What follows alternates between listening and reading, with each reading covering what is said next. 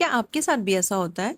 मतलब किसी को आपने मना कर दिया और फिर सारा दिन आपके दिमाग में यही चलता रहा कि यार मैंने मना क्यों कर दिया? मुझे शायद हाँ कह देना चाहिए था।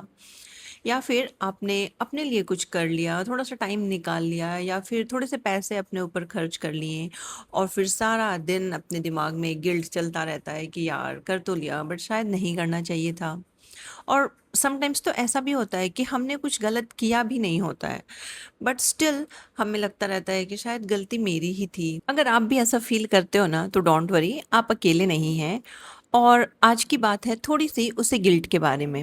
अच्छा, उससे पहले थोड़ा सा इंट्रो हो जाए। हाय, मैं हूँ खुशी और इस चैनल पर हम बात करेंगे उन फीलिंग्स, उन इमोशंस के बारे में जो शायद फील तो हम सारे ही करते हैं बट खुलकर कभी बात नहीं कर पाते हैं। अच्छा, मुझे लगता है कि गिल्ट की सबसे इंटरेस्टिंग बात ये है कि ये हमेशा तब नहीं आता जब हमने कुछ गलत किया होता है। ये कई बार तब आता है जब हमने बस अपने लिए कुछ किया होता है।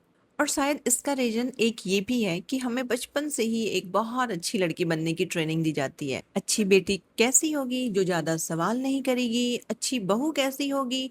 जो सबके साथ एडजस्ट कर लेगी। अच्छी पत्नी कैसी होगी? जो सबसे पहले अपने पति की ज़रूरतों का ध्यान रखेगी। और अच्छी माँ जो अपने बच्चे के लिए हमेशा अवेलेबल रहेगी। और धीरे-धीरे हमारे दिमाग में एक अजीब-सा इक्वेशन बन जाता है कि अगर सामने वाला खुश है, तो इसका मतलब मैं अच्छी हूँ और अगर सामने वाला मुझसे नाराज़ है, तो शायद गलती मेरी ही है और शायद यहीं से गिल्ट शुरू होता है। शायद इसीलिए हम ना बोलने से डरने लगते हैं। किसी ने कुछ माँगा और हमारे पास टाइम नहीं है, हम फिर भी हाँ बोल देते हैं। किसी प्लान में जाने का मन नहीं है, हम फिर भी साथ चल देते हैं। कभी तो हम जेन्युइनली टायर्ड होते हैं, बट फिर भी हम किसी की मदद कर देते हैं क्योंकि लगता है कि यार मना कर दिया तो वो पता नहीं मेरे बारे में क्या सोचेगा। और जब कभी हम आखिरकार अपने मन की सुन लेते हैं, तो प्रॉब्लम यहीं खत्म नहीं होती, यहीं से शुरू हो जाता है गिल्ट। और इसका एक बहुत छोटा-सा एग्ज़ाम्पल मैं अपने लाइफ़ से आपको बताती हूँ। मैं अगर कभी, एंड ऑनेस्टली मैं बहुत ज़्यादा ये करती भी नहीं हूँ, लेकिन अगर कभी मैं अपने बच्चे को उसके पापा के साथ छोड़कर 1 घंटे के लिए भी बाहर चली जाऊँ, किसी दोस्त के साथ कॉफ़ी पीने या थोड़ी-सी शॉपिंग करने, तो पता है मेरा माइंड वहाँ पूरी तरह से प्रेज़ेंट भी नहीं रहता। मन में कहीं न कहीं चलता रहता है कि यार मेरा बच्चा क्या कर रहा होगा घर पर? कहीं मुझे ढूँढ तो नहीं रहा होगा, मैं उसे छोड़कर आ तो गई हूँ, लेकिन शायद मुझे नहीं आना चाहिए था, मुझे शायद ये नहीं करना चाहिए था। और फिर मैं खुद ही सोचती हूँ, खुद को समझाती हूँ कि यार वो अपने पापा के साथ है, वो बिल्कुल सेफ है और मैं कोई गलत काम तो नहीं कर रही, मैं बस 1 घंटे के लिए बाहर आई हूँ। लेकिन फिर भी ये गिल्ट क्यों होता है? और मुझे लगता है कि बहुत सारी मदर्स मेरी इस फीलिंग्स को ज़रूर समझ पाएँगे। क्योंकि माँ बनने के बाद ना हमें ऐसा लगता है कि अपने लिए टाइम निकालना भी समहाउ एक लग्ज़री बन जाता है। और अगर हम अपने लिए 1 घंटा निकाल भी लें, तो उस 1 घंटे में भी आधा टाइम दिमाग तो घर पर ही रहता है कि यार बच्चा अकेला तो नहीं है, मैंने उसे घर पर छोड़कर गलती तो नहीं कर दी और मैं अच्छी माँ तो हूँ ना। और शायद यहीं पर हमें एक चीज़ समझने की ज़रूरत है कि अपने बच्चे से प्यार करना और अपने लिए 1 घंटा निकालना, ये दोनों चीज़ें एक दूसरे से अलग नहीं हैं। आप एक अच्छी माँ हो सकती हैं और फिर भी कभी-कभी सिर्फ़ अपने लिए कॉफ़ी पीने बाहर जा सकती हैं। मुझे लगता है ना कि हम में से बहुत सारी महिलाओं के साथ यही होता है कि हम अपने डिसीजंस को बार-बार दूसरों की नज़र से देखने लगते हैं।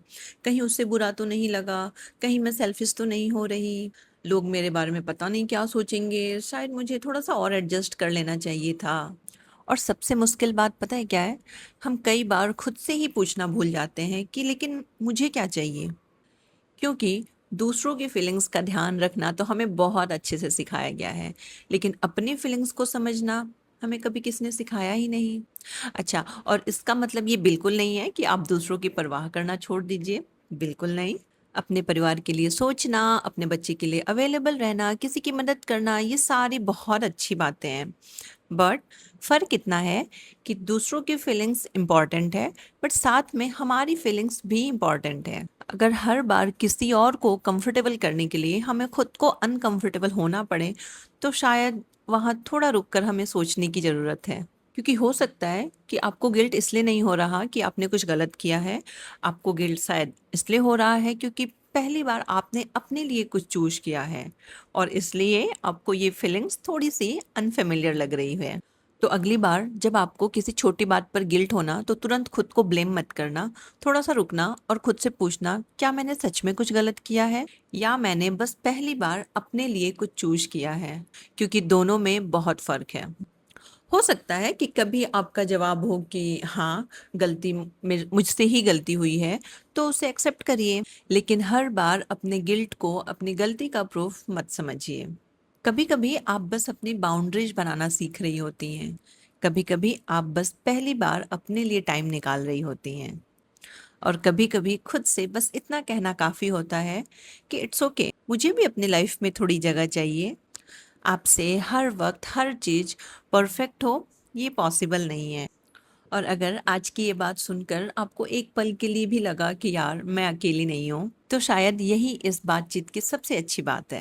क्योंकि इस चैनल पर हम परफेक्ट बनने की बात नहीं करेंगे, बस हम उन फीलिंग्स को थोड़ा सा बेहतर समझने की कोशिश करेंगे जिनसे हम रोज गुजरते हैं। तो अगर आपको ऐसी बातें थोड़ी सी अपनी जैसी लगती हैं तो इस चैनल को सब्सक्राइब कर लेना। अगले हफ्ते फिर मिलती हूँ आपसे एक ऐसी ही बात के साथ। तब तक के लिए अपना ख्याल रखना।